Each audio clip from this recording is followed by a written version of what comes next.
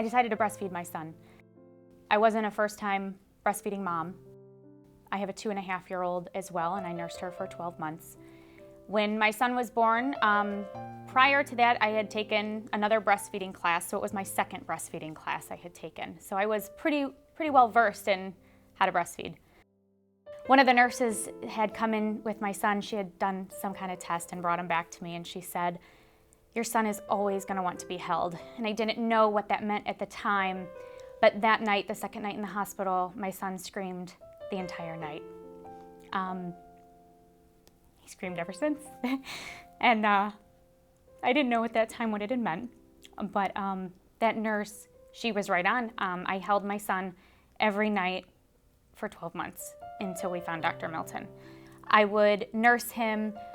He would pop off after a 5-minute nursing session, and then I would have these, when he would try to relatch, I would have these painful, forceful letdowns of my milk, and it would make him cough, choke, and gag. I would constantly have clogged ducts. I would just constantly have these painful letdowns at every feed, and it made it very difficult. My son suffered from reflux. He suffered from inability to sleep. He didn't take naps day, night. He would sleep for about 15 minutes at a time during the day, and he would sleep at most 2 hours at night without wanting to wake and eat for about 5 minutes. And then again, he'd cough, choke, gag, and then again, we would start the whole process. My son would cry every car ride, scream the entire time. If it was a 5-minute car ride to a 25-minute to 45-minute car ride, he would scream the entire time. His cry was a blood-curdling pain cry. It was something that you knew he hurt.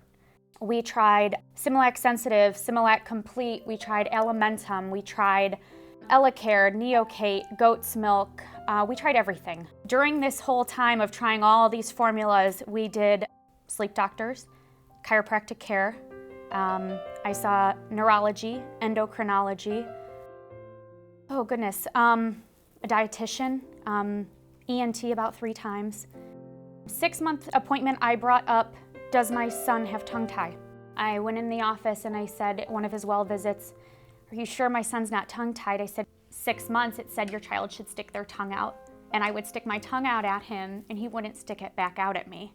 And that was the only milestone I ever really noticed my son didn't hit. And so I brought that up at the 6-month well visit. Shouldn't he be sticking his tongue out? And he checked it and he said, no, your son's not tongue tied, he's fine. Brought it up again at the 9-month appointment. I said, I actually went into his well visit in tears that day, and I said, I think we've missed something. I said, no matter how many tests we've done x-rays, we've done ultrasounds, we've done upper GI, we've done barium swallow tests, with everything, we're not finding anything. Are you sure my son is not tongue-tied? And he said, he's not tongue-tied.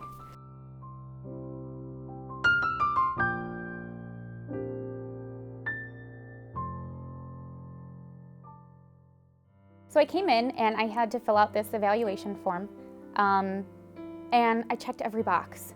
Every symptom for tongue tie, I was like, check, check, check. And I just wrote all over the page. I mean, it was the first time I had gone to a doctor that we seemed to just match up. He was very good about setting proper expectations with us. He said, you may have 20% of a difference in your child.